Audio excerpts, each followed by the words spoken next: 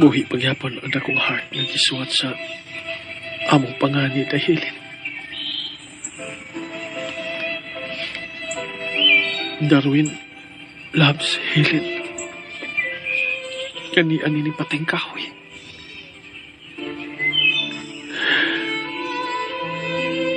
Kumusta na magkakaroon siya? Kumusta na nabati? Taliday o katawa sa duha kang mga babae. Pero, wala ni adi ni sa sunod ni pateng kahoy. Nagagikan ang maong mga tingo.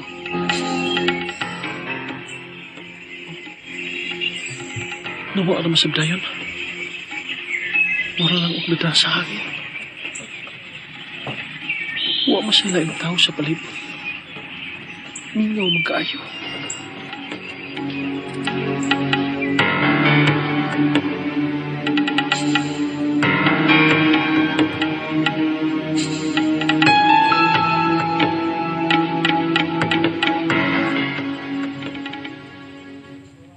Ilong ka gani diya, Darwin. Tinuod ang gisulti na ako ni Mama. Tinaog kayo na akong nabati. Pero nahanaw ra sa dayon. Imposible ka na paghihapon diya ang mga engkanto. Patay naman ka ng maong kahoy. Posible nga naa pa, Ma. Kay bisan og patay na. Talagsaon paghihapon ang iyang kalandong. Ay, karon nga nagpalayo na si Helen. Ayaw na pagduol sa patayng kahoy, ha? Di na mahimo, Mawi. Kay ang landong sa pateng kahoy, kinabuhi sa munggog pa ni Dahilin. Ay gibiyaan naman kasi mong Helen. Uy! Busa ayaw na paghandom pa, kay wa na siya din, he. Milaong paghapon ko, Ma. Dug, Darwin. Siya lang ang babaeng ako mahalon. Uy, patiyan ng pagbati, ah. Nilaom ka baya sa wanay kasiguruan. Magpabilin nga buhi ang akong kong panihilin, Ma. Sama kabuhi sa duha namo ka mga kasing-kasing, ha. Gikulit sa punuan sa pateng kahoy. Uban sa mong mga pangan. Darwin loves Helen.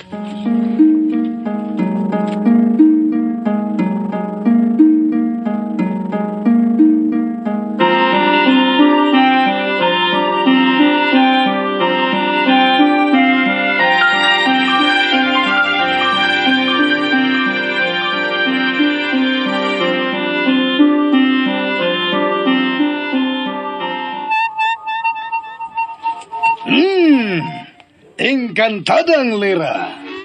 Encantadang Hilda. Nadihuga na ka muna ko sa yamanang lana. Nagikan pa sa tong katiguangan nga si Tata Timyong. Daghang salamat, Amahang Medrano. Salamat kit kayo, Ama. Ayaw sige usap og chicharon. Muabot ka mo sa pikas aping sa kalibutan. Nga mao ang kalibutan sa mga mortal. Kung katauhan nga susama sa ilang bayhon. Tao kamo dito sama kanila. Nakabantay mo, ana? Maong dili gyud magkiat-kiat. Kay na, lusiun ko ng inyong mga buga. Di lagi may magkiat dito, Ama. Dipindi sa tingali, uy, Amahang Medrano. Nila, Melda! Salbakuta kang dako. Silian ko ron ang baba mo. Ha? Orasyon ka pa gyud, Ay, pasaylo, ah. Paghilom ko, Dilda. Pugi lagi ng papa ni Mulaki. Lagi, uy, utusad ka da. Hey, psst! Hoy! Paso day teod. May nahuna-hunaan ay kong paagi. Unsa man na, Ama?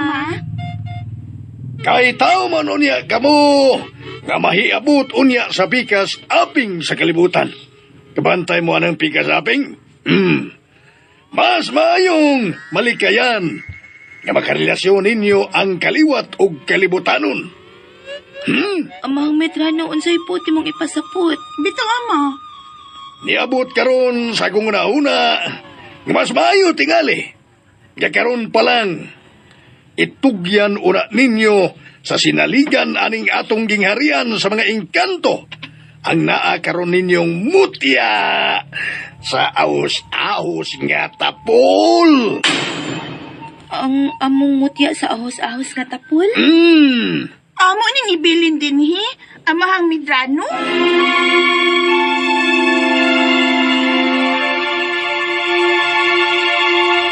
Pailumdum sa daka, importante gani. That portion was brought to you by Downy. Rock the Rub, Bango Bango. That news was brought to you by...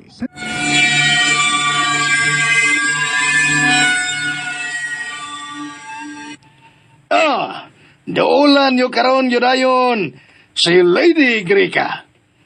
Ang piniyalan sa mga tapul nga mutya ning atong kalibutan. Nakabantay mo, ana? I-surrender nga to kaniya ang naa karon ninyong mga mutya sa ahos-ahos nga tapul. Nga sa ato pa, mutipon mi sa mga tao nga wanay kahom amahang Medrano.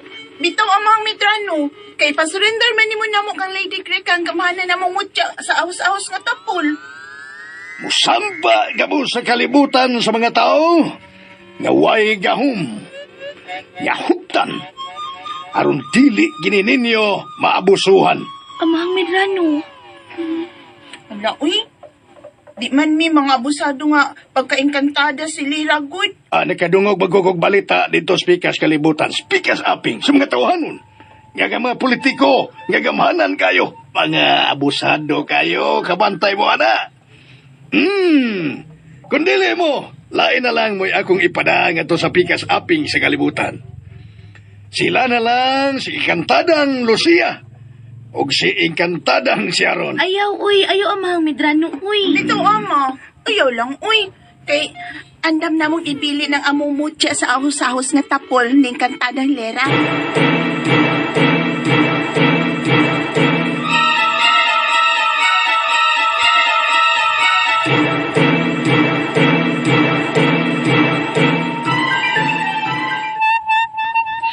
Niao, dawatang akong mutya sa tapol nga ahos-ahos, Lady Greca. Niya sa bang ako. Dawata palihog.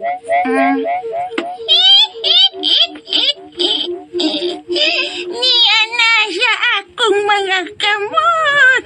Ang inyong giampingan nga mga mutya.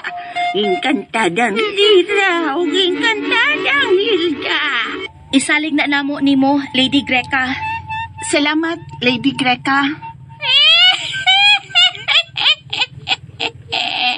Nasayod ako na mahinungdanon kaayo kinialang kaninyo. Isip mga ingkan mo na ako kining ampingan. Dinhi sa butanganan nga power vote.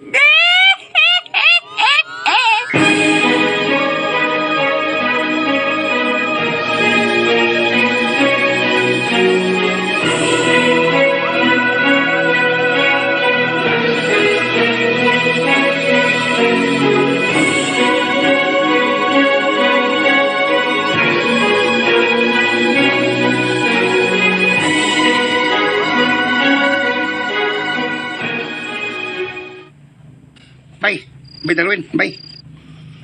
Unsa may gisigyan mo lantaw ng bungtod nga naa ang patayng kahoy. Bay Jusing, na ako'y nakitang mikilab nga kahayag. Duha ka buok. Pero kalitas ang nawagtang. Binuang di ka ba eh? Ikaw ba? Sumisya. Ang gabiin na ba? Lagi. Ulit ko eh. Tinuod lagi ba eh. Talagsaon kayo nga matang sa kahayag. Ay, flashlighting ito eh. Ispat ba ispat? Ispat. Kabantay ka sa una. Ha? Kita pa'y mga bata ba? Ito mga bata ba ito ba? Nga, maabot aliha sa pagpangiwag o kaka. Ginamit ang ispat ni aning papa ni mo. Kabantay ka? Oo, kabantay. Pero kato ako nakita, lahi nga kahayag pa eh. Iyay. Wala. Nang limbawt na kong balibo. Ang pahuli ko eh. Ang bay Darwin eh. Ayaw sa, Ha? kasayo pa aron. Ay, naun sa mga taong kaya bay Darwin eh. Unawa ko. Oh? Namarug rin tanan na kong balibo sa lawas. Unawa tanan na awa. Namarug na. Napadili ko. Ako kita awa na ay. Gusto ko sa kong gituhuan by Jusing. Ha? Nga sa ba eh, bay Darwin? Na diligid kasarangan ang landong sa ilahom sa patayng kahoy. Bay Darwin? By Jusing, murag na ay mga linalang nga.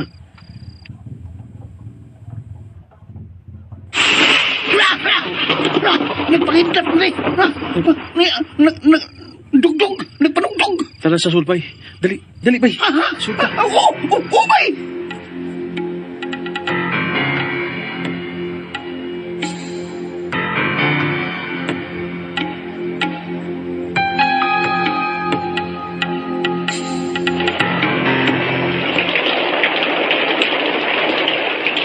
Nakakusog sa uwad nga ni Bundak. Abi na kung di mo manoodin ni sa bahay dong. Ingon man ka Juseng.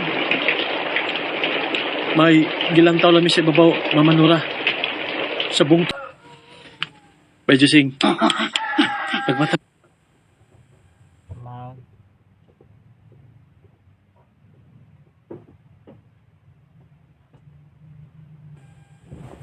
Tanan ko sa bintana ang patayang kahoy nga nasa babaw sa bungto. Nya. Unsa man sa imo nakita, ha? Ang patayang kahoy ba, Jusing?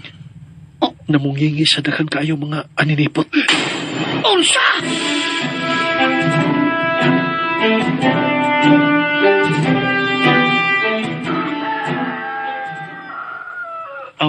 Awa. Kabantay ka ba, Jusing? Nahayag kayo na matang sa patayang kahoy? Oo. Labaw pas nakabantay. Klaro! Unya, tatawagin ako nakita, Bay Darwin. Kung mao ka na, Bay Jusing, ang landong sa patayang kahoy, mao ang naghatag kaniya og kinabuhi.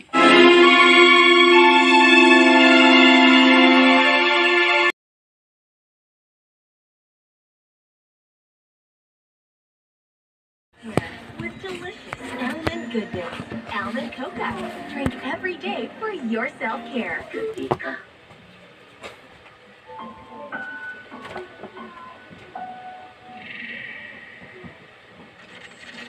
Sa mga pamilyang South Asian, madalas mahigpit ang kontrol sa edukasyon at buhay ng mga anak na kadalasang ikinakatwiran bilang kultura o tradisyon. Karaniwan, pinipilit ang mga paniniwala ng magulang tulad ng sapilitang pagpapaksal, lalo na sa kababaihan. Ang ganitong mga kaugalian ay bihirang magbago kahit lumipat pa sila sa western na bansa. Paanong nauwi sa trahedya ang buhay ng isang batang babae na hindi lamang biktima ng pang-aabuso ng sariling ama, kundi ipinakasal pa sa lalaking higit na bumaboy sa kanya.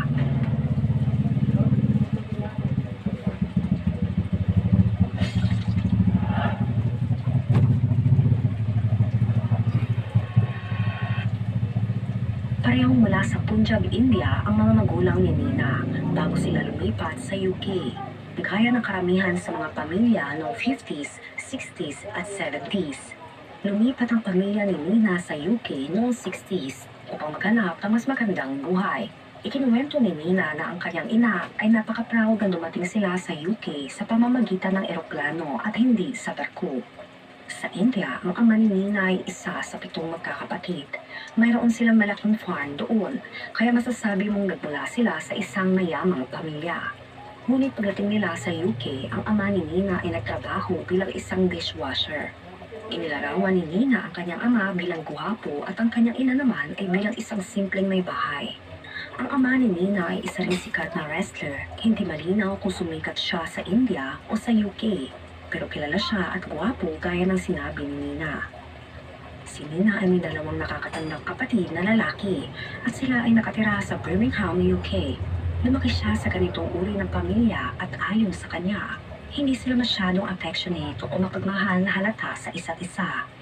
Ngunit hindi naman niya ito tinitingnan bilang isang masama o kakaibang bagay. Dahil sa puntong iyon, karamihan sa mga South Asian na pamilya ay hindi rin ganoon ka-affectionate sa isa't isa. Wala I love you o pagyayakapan sa kanilang pamilya noon at tila normal lang iyon sa kultura nila. Ang ganitong klase ng pag-uugali ay mas karaniwan noong panahon na iyon.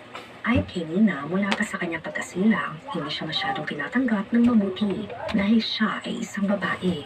Noong siya ay bagong silang pa lamang, ikinuwento ng kanyang chachi o auntie na kapag may bisitang dumadalaw para makita ang bagong silang na sanggol, kanyang ina ay hindi pinapayagan ng sino man na buhatin siya. Kapag umiiyak si Nina bilang isang sanggol, hindi siya kinukuha o inaaruga. Sa paglipas ng ilang araw, natutunan daw niyang hindi na umiyak dahil alam niyang walang darating para kargahin siya. Nung siya ay naging 6 na taong gulang, lumipat ang kanilang pamilya sa isang bagong bahay sa Leicester. Dito, naging alipin siya ng sariling pamilya. Literal na ang trabaho niya ay alagaan ng pamilya, magluto, maglinis, at maglaba para sa kanilang lahat. Dahil wala pang washing machine noon, kinakailangan niyang labahan ng mga damit ng pamilya sa bathtub.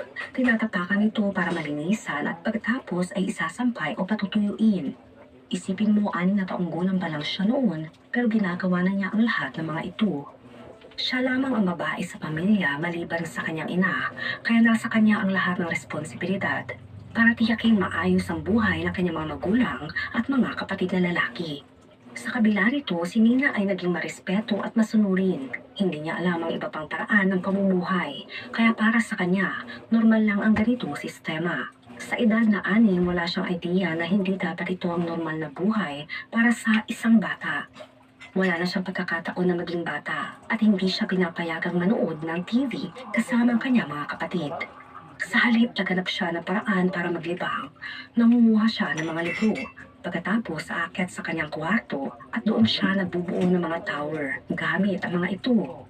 Sa kanyang sariling mundo, naging kontento siya dahil dito mahal na mahal niya ang paaralan dahil sa may library doon. Kahit na sila ng kanyang mga kapatid na lalaki ay tanging mga bata na may ibang kulay sa kanilang paaralan at kahit na sila ay madalas sinutukso ay hindi ito naging hadlang para kay Nina. Ang mga libro ang naging mga kaibigan niya. Minsan, wala siyang unan para matulog, kaya ginagamit niya ang libro bilang unan. Kaya naman napakahilig niya sa pagbabasa. Ang pagmamahal niya sa mga libro ang nagbukas ng mundo para sa kanya, kaya naging magaling siya sa pagbabasa.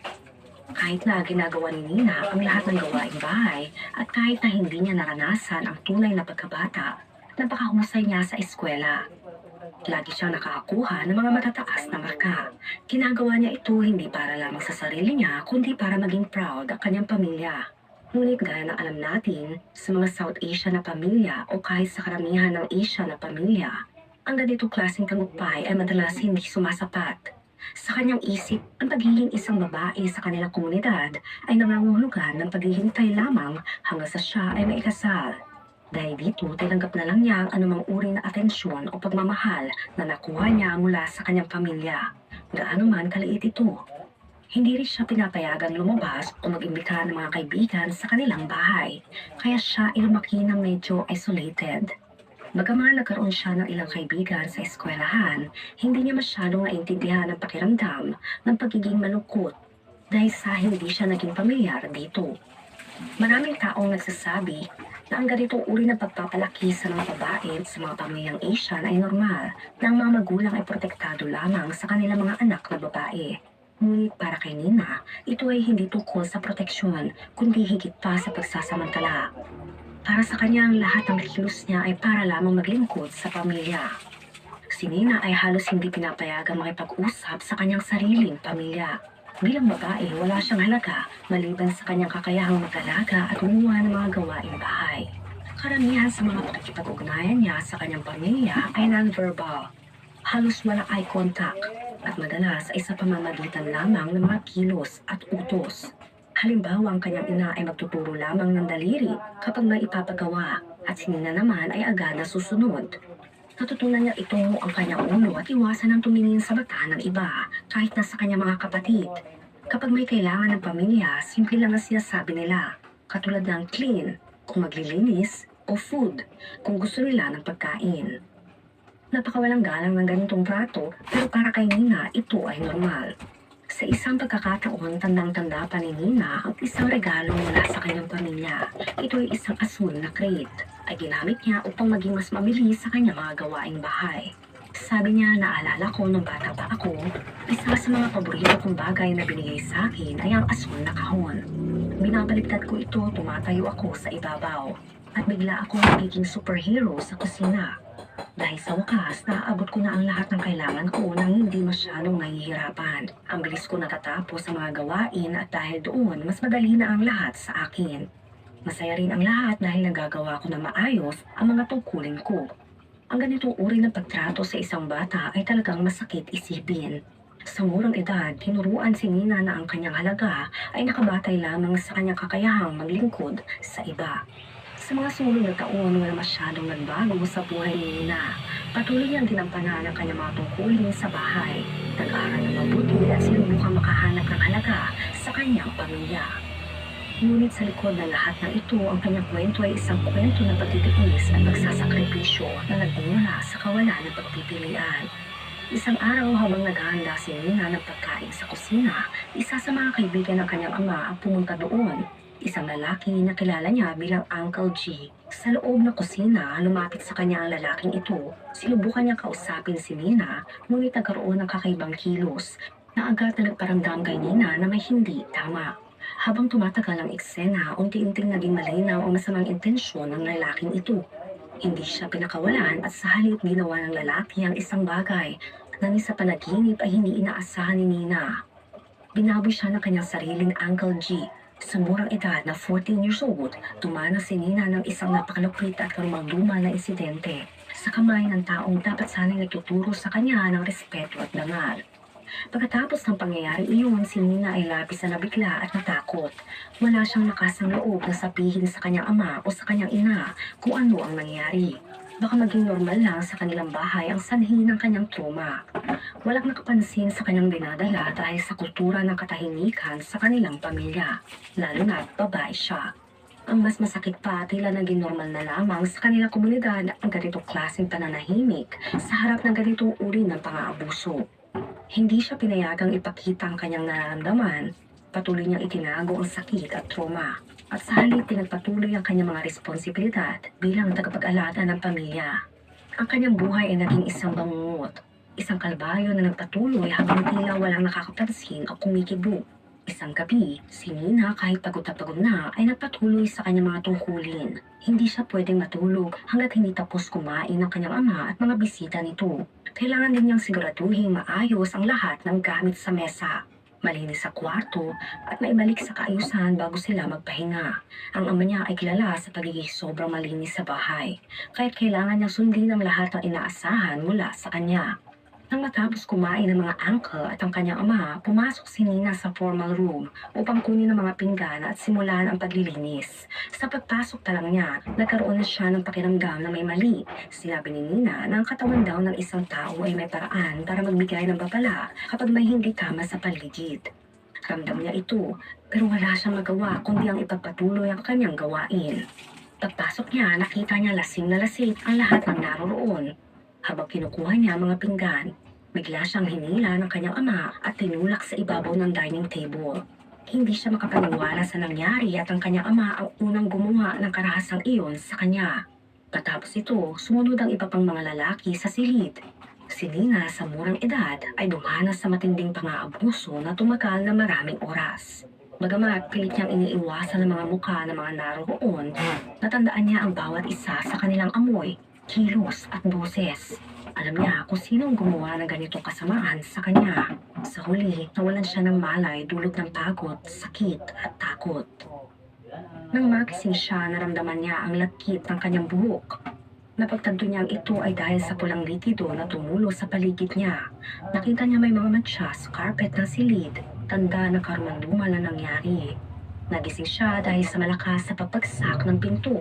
Ang kanyang ina ang gumawa nito para gisingin siya. Sa kabila ng kanyang pagkising, wala siyang ibang inisip kundi ang takot na mapagalitan.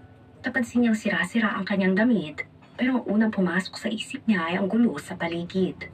Merong mga basag na mga pinggan, natapong pagkain at kalat sa buong paligid. Ang tanging inisip niya ay kailangan niya ayusin ang lahat bago siya mapagalitan. Habang hirap na hirap siya maglinis, halos hindi siya makatayo dahil sa sakit at pagod. Pumunta siya sa kusina, suot ang kanyang sirang damit para ayusin ang mga natapong pagkain at pinggan. Ngunit bago pa siya makapagsimula, sinabi ng kanyang ina, "Wag na, maligo ka na lang at magbihis." Hindi binanggit ng kanyang ina ang nangyari. Hindi siya kinamusta o tinanong kung anong nararamdaman niya. Sa halip tila binaliwala ang lahat at inuna ang utos na mag-ayos si Nina ng kanyang sarili. Ang tagpong ito ay hindi lamang nagbigay ng pisikal na sakit kay Nina, kundi mas malalim na sugat sa kanyang damdamin. Isang pakiramdam ng kawalan ng proteksyon mula sa sariling pamilya. Pagkatapos ng gabing iyon, pinayagan si Nina ng kanyang ina na maligo. Isang bihirang pagkakataon para sa kanya dahil hindi siya karaniwang pinapayagang maligo ng madalas. Matapos maligo, isinuot niya ang malinis niyang pajama kahit masakit ang nararamdaman niya, physical at emotional. Bumalik siya sa formal room at kusina upang linisin ang kalat na iniwan ng mga lalaki. Isa-isa niyang inayos sa mga pinggan, nilinis ang sahig at sinigurong maayos na ang lahat. Nang matapos siya, naglakas loob siyang tanungin ang kanyang ina kung maaari na siyang matulog. Tumango naman ang ina niya nang may halong inis at sa wakas, nakapagpahinga na siya. Sa sobrang takot at hindi ng kanyang naranasan, hindi siya nagising sa loob ng 2 araw. Doon lamang na-realize ni Nina na may mali sa kanyang buhay. Ang karasang ito ay nag-iwan ng sugat na hindi niya maipaliwanag. Isang masakit na alaala na hindi niya lubos na nauunawaan. Para sa maraming babae ay inaasang maging tagapagtanggol ang haligi ng pamilya. Ngunit sa kaso ni Nina, ang mismo ama niya ang nag-umpisa ng kahayupan sa kanya. Hindi lang siya ang gumawa nito, pinabayaan pa nitong mangyari ang higit pa. Pagkatapos ng ilang araw ng pagkakagising, sa kabila ng lahat ng kanyang naranasan, napilitan siyang bumalik sa paaralan. Pero hindi naging madali ito para kay Nina. Bilang isang Southeast Asian na nakatira sa Britanya, hindi siya tinatanggap ng mabuti sa kanyang eskwelahan. Malupit ang mga kaklase niya, palagi siyang liniguan, pinagtatawanan at binapaliwala. Hindi napansin ng mga guro ang kanyang pagkakawalay sa iba o ang pagbabago ng kanyang asal. Walang nagtatangkang alamin kung ano ang nangyayari sa kanya. Sa kapila ng lahat ng ito, nanatili si Ninang tahimik na nagtitiis sa hirap at sakit ng kanyang buhay. Ngunit kahit gaano kapikat na ang kanyang pinagdadaanan, hindi pa rin natapos ang pagsubok para kay Nina. Hindi nagtagal matapos ang karahasang iyon, nalaman niyang siya ay nagdadalang tao. Labis ang takot ni Nina sa balitang ito, pero alam niya kailangan niya itong ipaalam sa kanyang ina. Matapos siyang sabihin ng totoo, sa halip na makaramdam ng simpatya o pagmamalasakit, sinalubong siya ng galit ng kanyang ina. Siya ay nakatikim ng sampal at suntok dahil sa kanyang kalagayan. Sa halip na suportahan siya, itinago ng kanyang pamilya ang sitwasyon mula sa kanilang komunidad at dinala siya sa isang pribadong klinika para alisin ang bata. Sa klinikang iyon, matapos ang proseso, naranasan ni Nina ang unang bahid ng pagmamahal at pagmamalasakit. At ito'y hindi mula sa kanyang pamilya, kundi mula sa isang estranghero. Ito'y sa isang nurse. Habang nagpapahinga si Nina na nakasuot na ng hospital gown, nilapitan siya ng nurse na ito.